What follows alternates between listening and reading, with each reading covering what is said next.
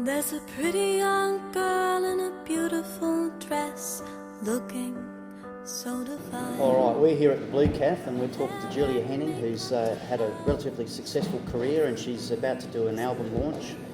Julia Henning, how's it been going for you? Great, having a lot of fun. It's a great industry to be in. Yeah.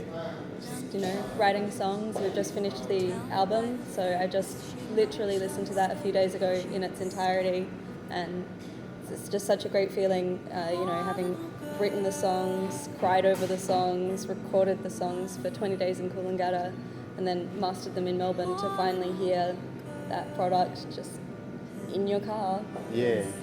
And you've been explaining just shortly before we sort of started airing that the songs are a little bit different to your previous stuff. Yeah, they're a little bit rockier, a little bit heavier, but the same emotion and mood that fuels the other songs, like the Divisions EP and the Live at Sydney Opera House EP, it's still there in the new album. It's just that the arrangements and instrumentation are a little bit heavier. Yep. For you personally as an artist, when did you decide that you wanted to pursue music? What age did that come about? Has it been a lifelong dream? Yeah, when I was very young, maybe 5, I wanted to be the Little Mermaid, and she sings, and that's why the prince falls in love with her. And I think from there it just evolved into a love of music. And I remember walking down my school's hallway when I was in year 7, singing the Artline theme song, like the advert for Artline, really loudly in the hopes that one of the singing teachers would somehow suddenly realise that I was You're a star. The next big thing, and that they would teach me how to sing. Yeah. And none of them did, but I did get singing lessons later. And yeah, it's always been something I've loved doing. Songwriting is something I found really helps me express how I'm feeling, and it helps me, and I like writing songs for other people. Yeah. So yeah, it's a huge passion. I can't see myself doing anything else. Do you consider yourself as a solo artist, or it's a band thing for you as well? Like, because I've seen some video clips, and you very much, to me, portray yourself as a group rather than a solo performer. Yeah, it's an interesting question. I started out as very much a solo artist, just writing my own songs, recording all of them, just me, and I played piano and did all of the singing and the harmonies. But when I studied music, it was the first time I'd ever been forced to work with other musicians, and at first it was a very jarring experience, and I didn't like it at all.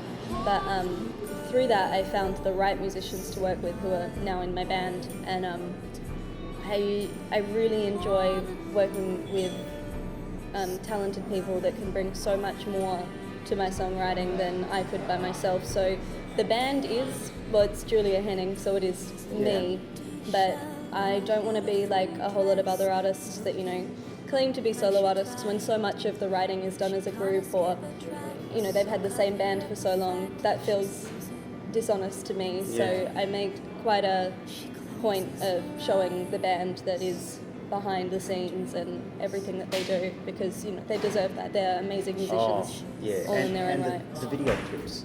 Yeah. Some of the video clips I just found interesting too. Tell me what it's like to make a video clip. It's the best fun. Yeah. Other than writing songs, it's great fun, because you get to be creative in a whole different way, and you get to see it. Like, when you're songwriting, it takes a long time to see the final product and to get that buzz from it. But when you're making a video clip, you get to sort of have ridiculous ideas, and everyone will throw in, we should be wind-up dolls. No, that's a crazy idea. Yeah. And then, it's a very quick progression to then actually see that in the flesh, and you get to look back at, and it's very involving, like, because the whole band's in most of the video clips, and my niece was in the last one for If and Only If. She's the very grumpy-looking girl. A lot of people have said to me, she's a great actress, but that's just her face. She's just... And that's a great song, and of course it's been aired on Offspring and has brought a lot of success for you. What would be the pinnacle thus far? I mean, there's going to be much more, I'm sure of it. This album's just going to do well for you, Fledgling.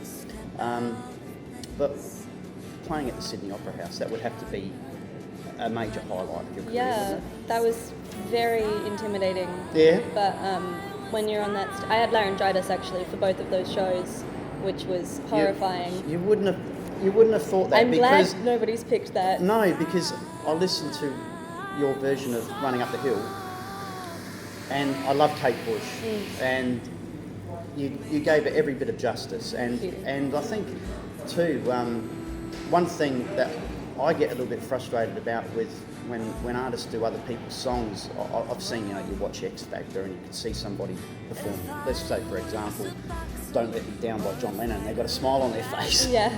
That sort of puts me off a little bit because they're not getting into the emotion of the song itself. You do it so well. You seem to portray an emotion which gets the public and the audience out there connecting with you very much so. Is that something that you work on, or is it just something natural? I think to a certain degree there's a natural ability there. I think my giant eyes help with that, but no, it's something I deliberately do. I think that as a singer you have something that no other instrument has, which is the ability to actually bridge the emotion that the music's portraying and the audience, to actually help them to understand what's going on and to help them relate to it, because you've got lyrics. And I think that it's a complete waste of lyrics if you're not actually,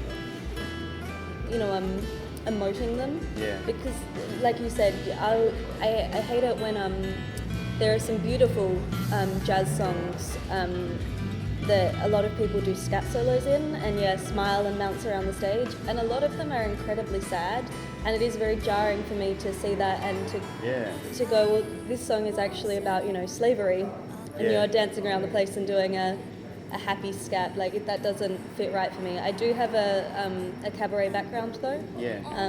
I started off doing cabaret when I was 15 and went to New York and studied under Karen Kohler, who's quite a well-known cabaret artist over there.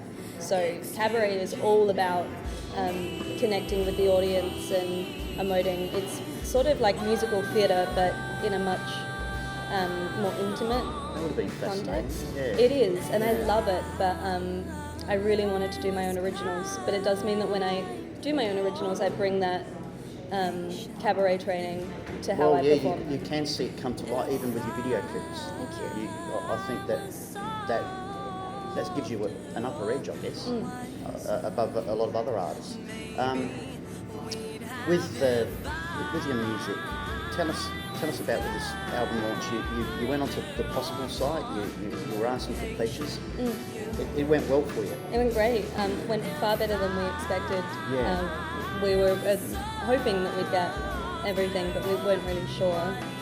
But as it went along, we got a huge response at the beginning, then it sort of went dead for a while, and we bit our fingernails, and then a lovely person bought the song option, which was one of the most expensive options, which means that I'll write a song for them and with their help about whatever they want. So I'm quite excited to work on that, but that pushed us right towards the end of our goal, and from there people again just gave their love to us, which was great. There's a lot of generous people, I guess. I'm hoping to find some myself. Now, In White, is that something personal? Because I listened to the song and there's a lot of meaning in that song. I found do you write songs that are personal to you, or are you able to just conjure up? It used to be that I would only ever write if I was feeling an emotion, and I'd sit down and that was my way to express it. But through self-discipline and training, I've gotten to a point where I can just write. But I don't tend to like those songs as much. Most of my songs are definitely from a very personal perspective, whether that be mine or somebody that's very close to me.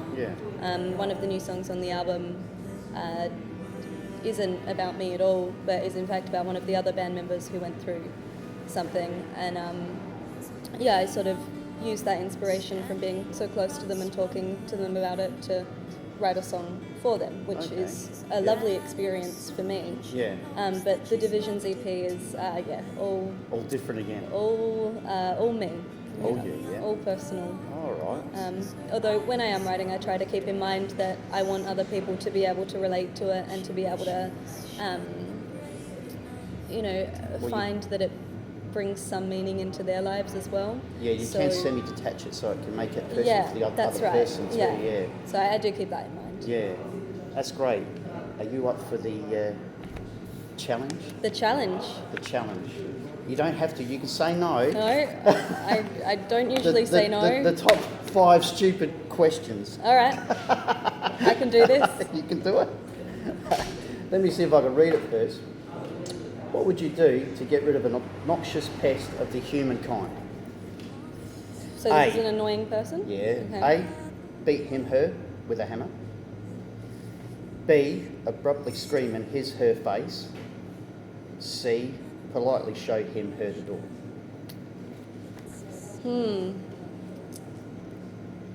I'd probably go with C. I'd like to go with A or B, but I don't like burning bridges, so probably go with C. You'll go with C? All right. Now, hypothetically, if you were to mate your bulldog with your Shih Tzu, would you name your pup Bullshit? Is this a yes or no answer? It's just that. So it's a bulldog and a Shih Tzu, right? Yeah. Just doing the other combinations. You've got shit dog. I think Bullshit is probably the best. Oh, that's what we're hoping there. We're hoping. If you caught your brother wearing your mother's underwear, would you help guide him to his wardrobe? B, reassure him the ambulance is on its way? Or C, take time explaining his behaviour is perfectly normal? C. Yeah. I have a few friends, that, and they're really great fun. Yeah. So, C. If a cannibal was to eat a clown, would it taste A, funny, B, funny, C, cannibals don't eat clowns? I'm of the opinion that all generalisations are false, so we're going to have to go with A. Okay, all right. If you were a synchronised swimmer and one of your teammates drowned, would you A, drown with your teammate, B, pretend to drown with your teammate so you can still take out gold, C, call for your dog Bullshit? I'm going to go with A. I feel like if you're a synchronised swimmer, there's a certain amount of dedication that you have to keep with your art, and if one of you decides to do that, then I think all of you have got to do it. And this is Julia Henning. Thanks very much for joining Pleasure. us and having this chat. It's been delightful. Thank you. Nice to meet you. And we wish you all the well for the album launch too. Thanks. So when's that expected to be out? Not sure at the moment. As with a lot of things in the industry, we're sort of waiting on other people that might like to help back us, record labels, managers, etc. Because at the moment we're 100% independent, which is great in a lot of ways, but we are currently shopping around at the moment to see if somebody else might like to join the team. Yep. So it'll depend on that. Okay. Thank you very much, Julia. Pleasure. Bye.